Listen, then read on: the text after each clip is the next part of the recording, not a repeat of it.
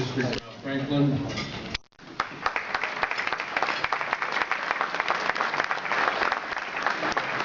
And from the 1st District, Mike Stevens.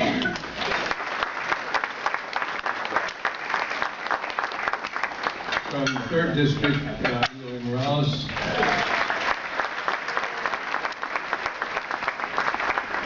And I understand the councilman from the 2nd District was here earlier, but is not any longer to be done. And I'm pretty sure our city treasurer Wanda Brown is here.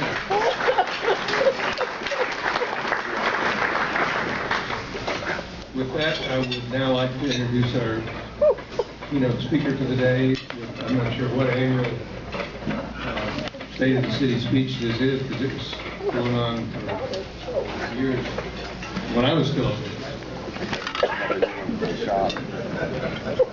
But anyway, I'd like to introduce the mayor of our city and the man who has, in my opinion, brought the city back on the right course financially and politically, Jim Bucks.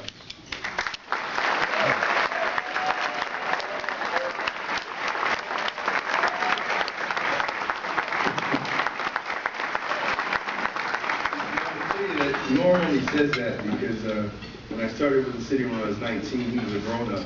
He taught me everything I know. Before we get started, I want to acknowledge 2 members of the Honor Guard, Officer David Villamil and Officer David Ramirez. Officer Villamil served 2 tours in Afghanistan and Ramirez 1 tour, so please stand up.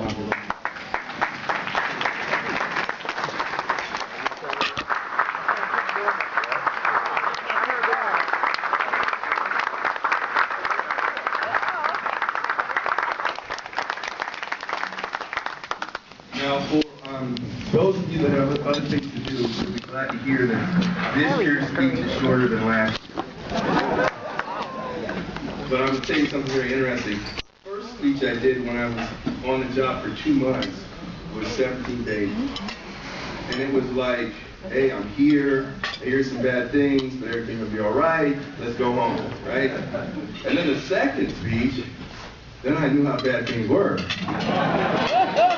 Right? And all of you that work for people, or you report to boards of directors or bosses, you know it takes less time to say it's all good than, well, there's a problem, but it's not my fault. And this is how bad the problem is, and this is how I think we're going to fix it, and I'll get back to you. That takes a long time. And then as the problems start to get fixed, you're talking about what you're going to fix things, and that takes less time than the prior talk. So this year's speech is 17 pages, and things must be getting better. So good afternoon, and thank you for attending my 3rd State of the City address. And first of all, let me thank the Chamber President and the Public Servant Emeritus, Norm Cravens, who has led everything there is to lead in the City of Inglewood.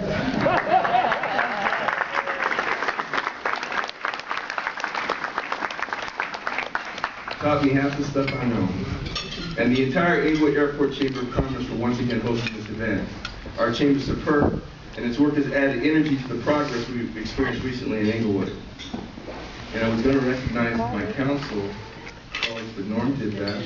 I'd like to recognize briefly our city manager, Artie Field.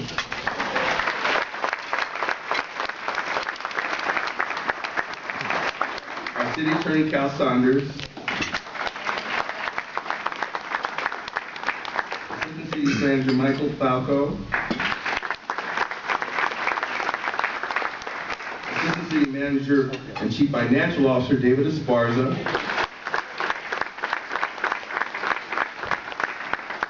our new Chief of Police Mark Fronterada, and our new Director of Public Works Louis Atwell.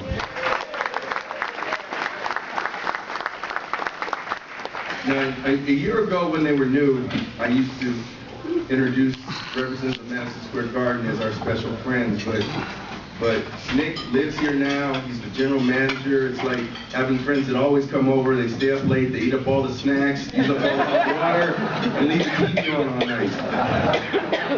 So he's just like, you know, a friend now. Some new members of the city's contracted waste service family are here in numbers. Now, ordinarily, your trash company is not something you think about unless there's a problem. You put the trash out in the evening or before the morning of the pickup, and it disappears. And unless you come home and there's trash in the street or the cans are turned over, you don't think about it. But every year, I attend the Inglewood swap meet held at Hollywood Park, and about 200 or more residents put up booths to sell old items. Now let me tell you, before I was the mayor, I would never go to a swap meet. I just wasn't interested. But when you're an elected official, you know what a gathering of 200 voters is?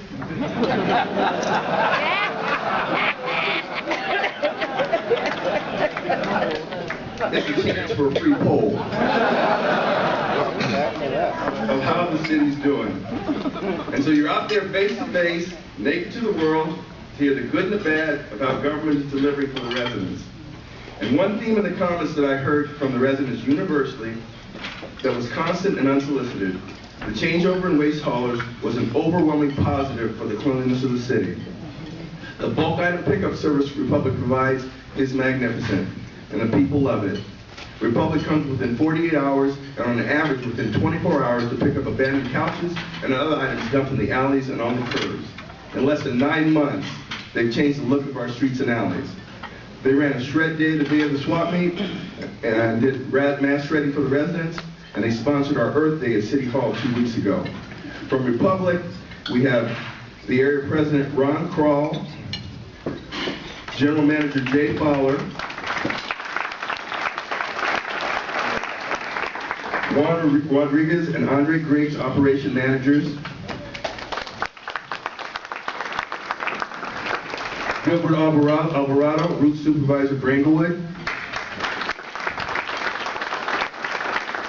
and Don Harris and Sam Pena, community liaisons, and Mari Morales, our Inglewood office manager.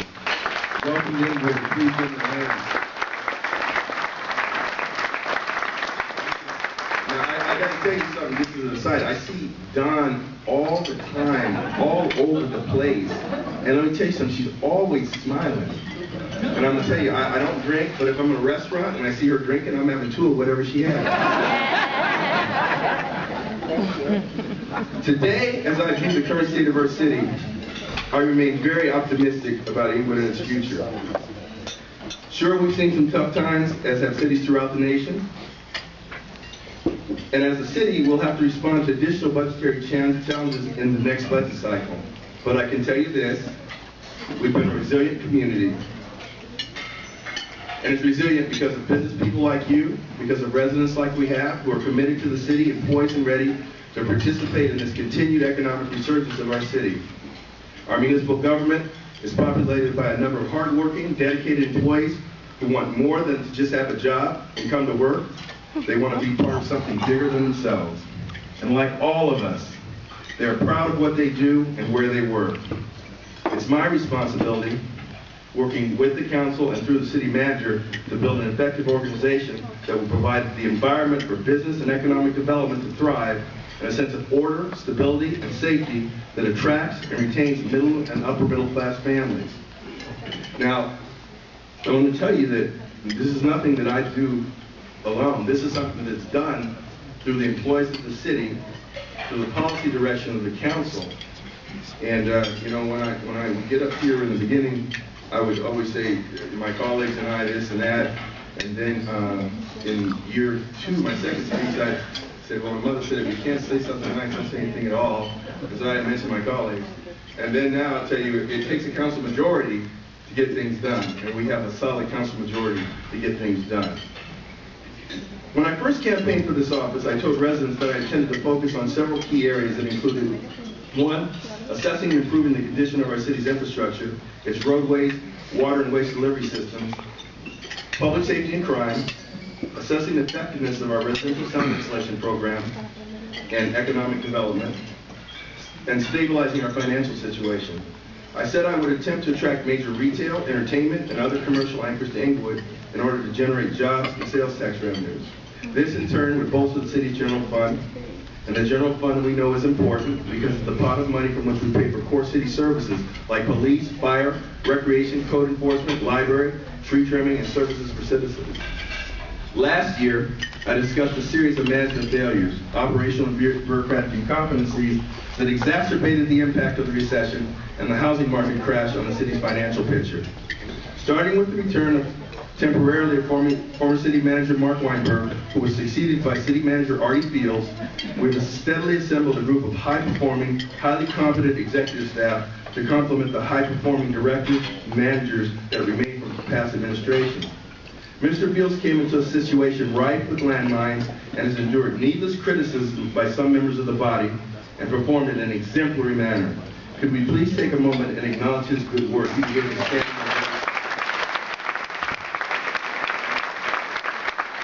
Thank you, Artie. Mr. Fields' new team is anchored by Assistant City Manager Michael Falco, who we affectionately refer to as Jamaica Mike. Because over the years and to this day, he does so many jobs and functions for the city that he doesn't get paid for. Mike's the equivalent of Lamar Odom, a 7-footer who can play center, both forward positions, and dribble the ball up court behind his back and shoot with either hand. Mike, we appreciate you.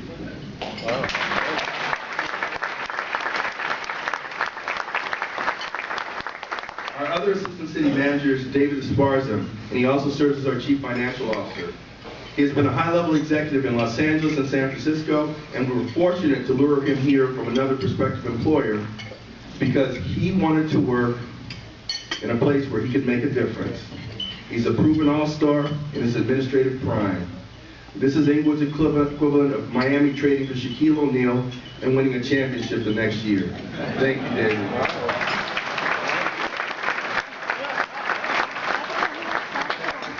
Mr. Lewis Atwell is our new Public Works Director. He took over a department that was being managed temporarily by Harry Frisbee after the sudden departure of the prior director. I want to publicly thank Harry for the outstanding job he did as interim director. We're so fortunate that he was here to steady the ship. He's a can-do and customer service-oriented professional. Thank you, Harry.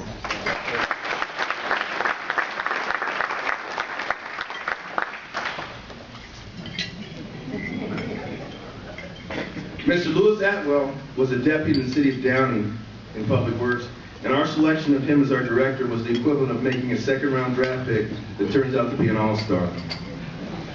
Working with Harry, they revolutionized the service and production paradigm in Public Works, and I'll recap some of their accomplishments later. Very quick accomplishments. Speaking of all-stars, we had another second-round draft pick right here in our own backyard, and he's our new chief of police, and that's Mark Granarata, a 30-year veteran of the Inglewood Police Department.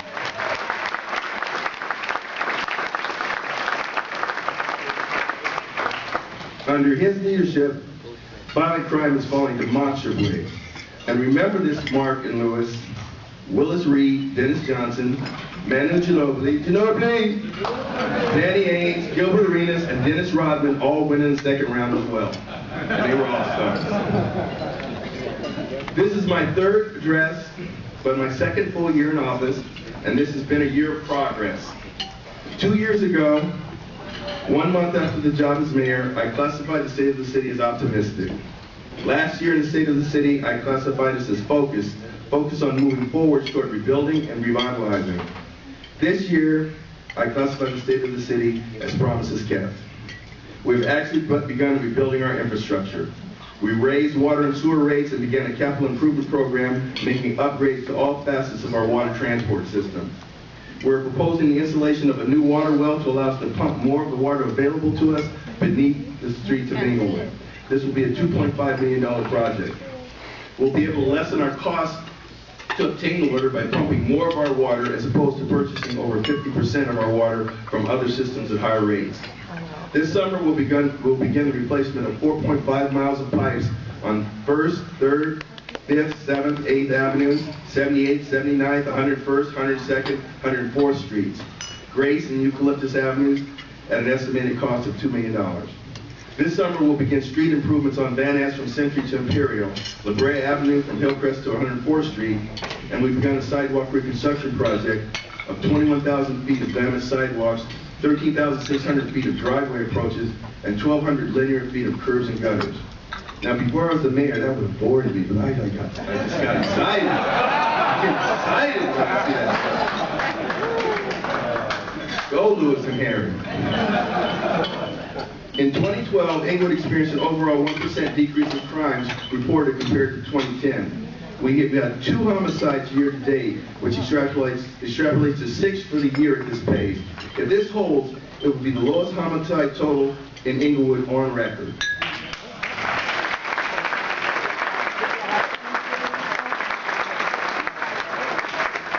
Violent crime remains down compared to when I took office, with homicides down for 30%, aggravated assaults are down 13%, the crime of rape is down 18%, and auto theft down 9%. Our overall crime rate remains the lowest it's been since the 1970s. Again, I want to give recognition to Chief Mark Ronarada, Captains Martin Sissick, Marie DiBernardo, Steve Overly, and the men and women of the Inglewood Police Department.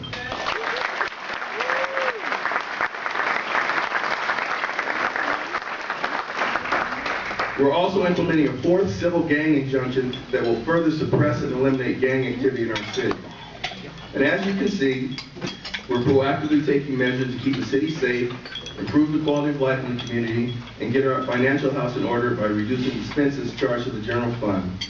Many residents will benefit from improvements gained under the city's residential sound insulation program. Due to past mismanagement errors, the city has lost eligibility for over $36 million in sound mitigation funds. Last year, I discussed the self-inspection and corrective actions that we were taking to fix the problem. We instituted first an administrative and management audit of the entire program, and the findings were as follows: that more houses were placed into design than funds were available to complete construction. This caused the city to be unable to turn around year-end audit reports of completed homes. We had bad record keeping because we had a bad process for the archiving of invoices and reconciling that with the people that were paying the bills in finance.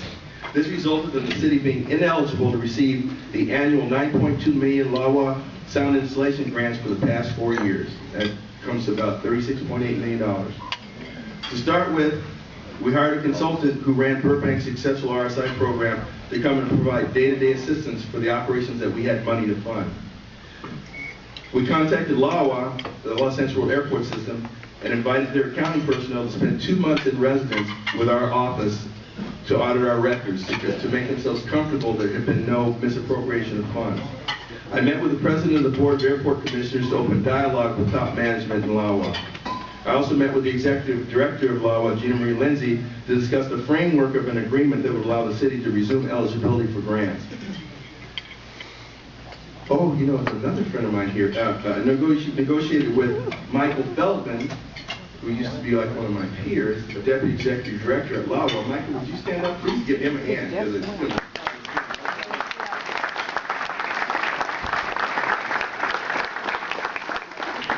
On the structure of the agreement, and the city sought and obtained a $15 million noise abatement grant from the FAA in December of 2012.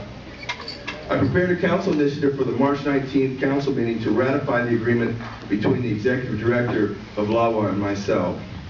We retained a construction management firm to oversee and conduct the design and construction processes for insulating our homes here in Inglewood. And we're hiring an audit firm to complete the audits of past years of the program that were started by in-house staff and LAWA accountants. On March, I think it was 16th or something, after over a year of negotiations between myself and LAWA, I and the executive director signed an agreement with the airport system that will allow us to complete the installation of 1,000 homes in the next 12 months and 1,000 homes in the next 12 months following. And that's the equivalent of $50 million.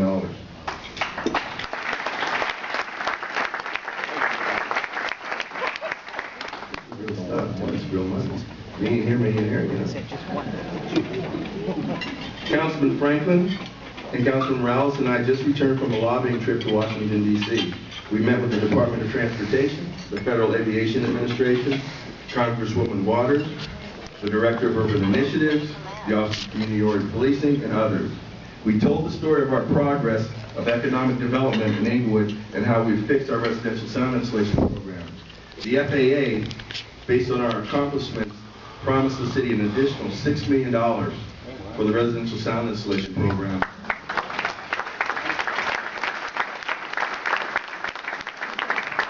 With an option for $6 million more if we spend the money. I got to tell you, this is a funny story. They were like wow, right? And I said, they said, do you need anything? I said, well, we have another 1,000 homes after that to get finished. And he said, wow. He said, well, you know, that's, we have like $12 million. He said, but would you mind if we just gave you $6 million to start and we gave you $6 million when you spent that other $6? I said, it's hard to insult me with $6 million.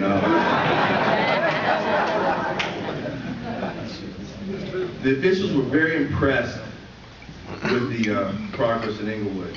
And we also sought support for applications we'll make shortly for transportation grants and police officer hiring grants. We have maintained and expanded our connectivity in Washington, and that's brought over $33 million in FAA and policing grants to Inglewood since I've taken office in 2011. We continue to provide essential core services to the community, and there is citywide progress on a number of fronts, and also things to be proud of. The shuttle Endeavor was transported through Inglewood to its new home at the California Science Center in Exposition Park. The 15,000 people that gathered at the Forum Lot and along Manchester Boulevard represented the largest outdoor celebration in the history of the city of Inglewood. We received international recognition as we became part of national history. In the areas of key economic indicators, year to date, our hotel room tax, also known as the transient occupancy tax, is up. Sales tax receipts are up 6% over the last 5 quarters and 19% or $233,000 in just the last quarter. Building permit fees are up, indicating increased building activity. Utility users tax are up about 5% or $169,000 in the last quarter. I'm thrilled to report that property values are up 12% on the average in Inglewood, indicating greater interest in our city.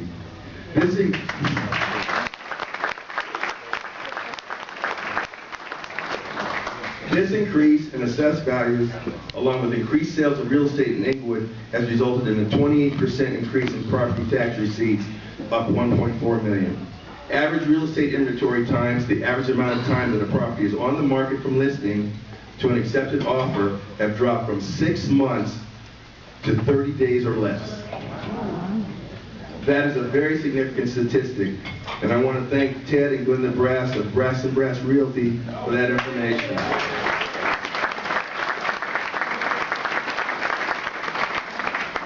Little plug for Brass & Brass. Also on the real estate front, investors are purchasing vacant, run-down, blighted, dilapidated, foreclosed properties, doing first-class, beautiful renovations, and leasing them with quick takers. This says 2 things. 1, Inglewood is again a desired place to live, and 2nd, investors want to hold on to these properties for the long term because they believe property values will continue to increase. Madison Square Garden has begun the renovation of the Forum. MSG is in the midst of the essential and exhaustive pre-construction phase of the project, and are pleased to have made significant progress and have continued to comply with their contractual commitments to pursue local hiring goals. Now I'm going to go through hiring goals a little boring, but this is important. This is real money when you business people, right? You want to know? All right. The garden is currently finalizing the design plan.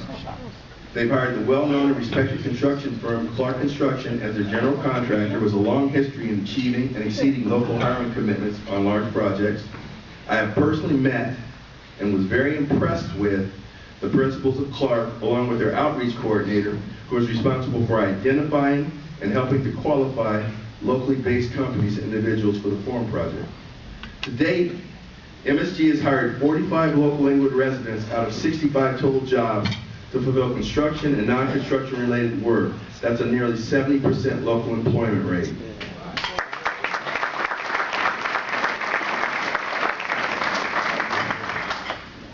MSG will be awarding more local work in the coming days and weeks as they move into the hard construction phase. Commitment to local hiring and minority business enterprise remains paramount. In keeping with MSG's commitment to the city, Clark Construction has employed a local outreach manager, Theodora Oyu. They have identified and taken meetings with several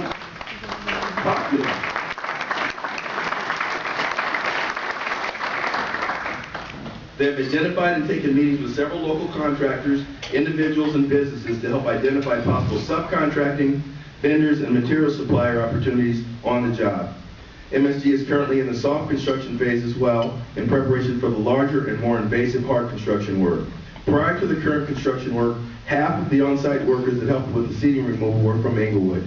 They're also continuing to do doing everything reasonable to assist subcontractors meet and exceed the minority business enterprise and local worker hire goals. They've encouraged large prospective subcontractors to pair up with smaller ones to mitigate any potential bonding barriers.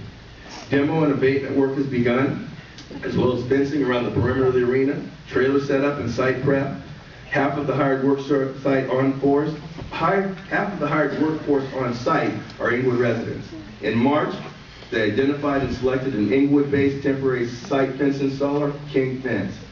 Beginning in April, they are selecting celebrity contracting services to hook up the trailers, water, sewer, and corresponding site prep.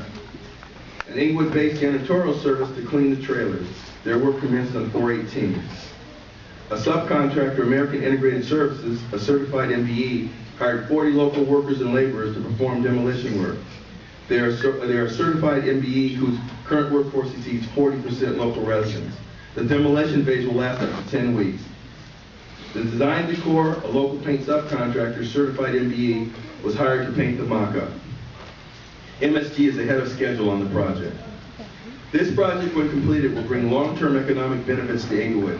Economic analysis and forecasts indicate that the project will result in at least $34 million in general fund revenues and a $25 million incrementally in property taxes over the next 30 years.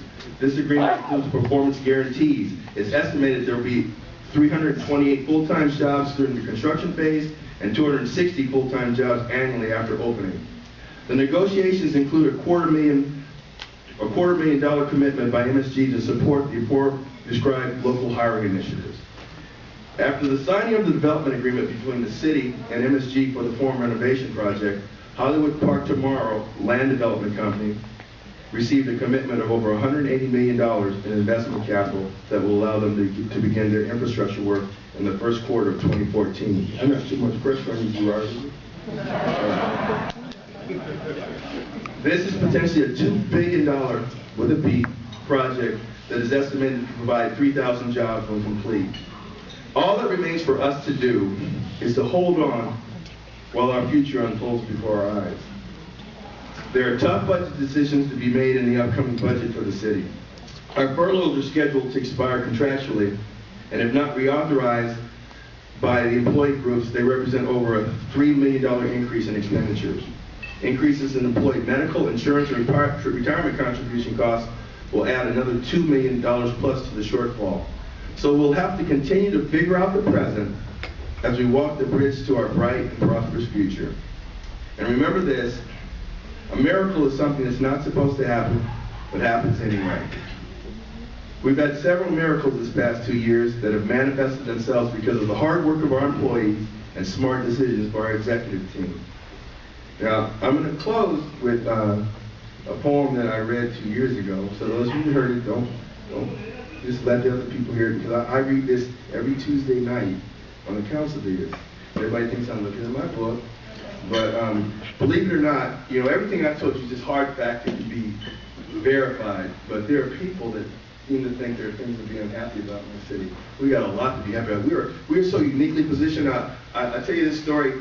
When we were in Washington, we had scheduled meetings with the departments, and you don't get meetings at the White House. They don't meet with mayor delegations that come in because they don't have time for that.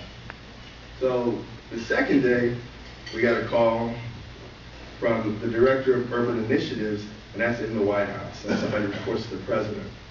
And so it's supposed to be a 30-minute meeting. And we got over there, and they said, we've heard about you from the Department of Transportation at FAA, and you guys are doing some things, and we're looking for cities that are doing things, because that's of interest to us. And I said, well, we're here not asking for handouts, we're asking for investment partners. We want to do things that are going to provide jobs and economic opportunity for our city and the region. And so that half-hour meeting stretched to an hour and a half, and he guaranteed that he would be weighing in with the grant agencies we're seeking grants for. That was very impressive to us.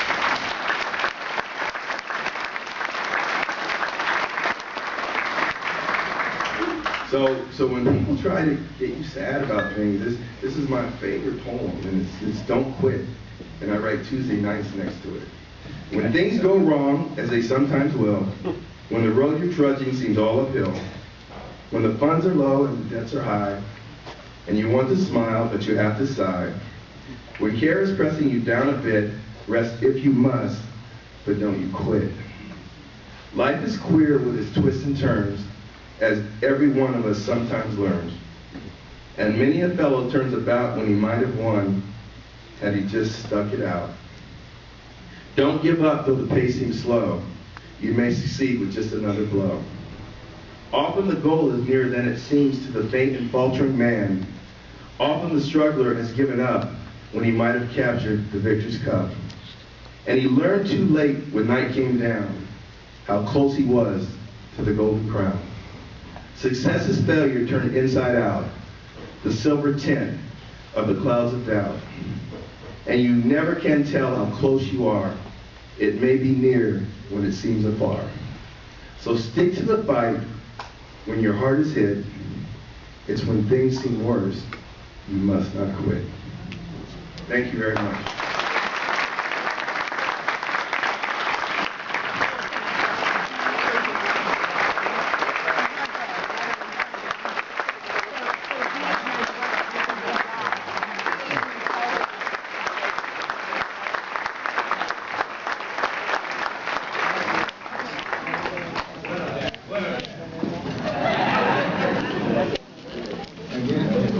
We want to thank Mayor Butts for that wonderful speech, uplifting speech. Again, I want to thank all of our sponsors that made this event possible. Especially want to thank the chamber staff who are here today. And I should have mentioned earlier, Shannon had a kind of a freak accident at home here a week or so ago and broke her ankle. And so she's had surgery and pins and stuff. So that's why she's not here. The only thing to close is to how to distribute the centerpiece flowers. We thought of giving them to the oldest person at each table, but I don't have room enough in my car for 19.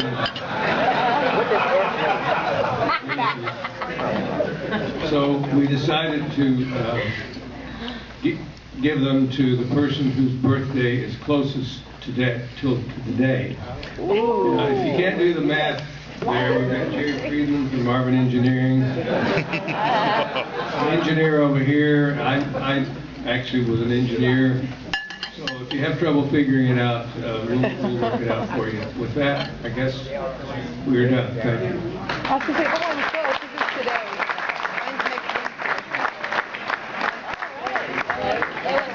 It was your wife.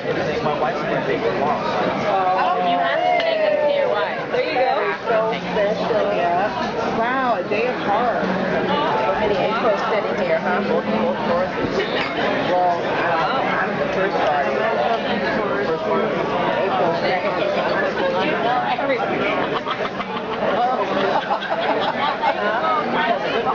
Yeah, there's a lot of April sitting here. Oh my God. That was good. I'm probably over 8 right now. Yeah, I did. I'm hey, I did, so. I know. Can you talk next week? Yes, ma'am. Okay. I don't think there's nothing on my calendar. The guys me neither. I'm tired, but I just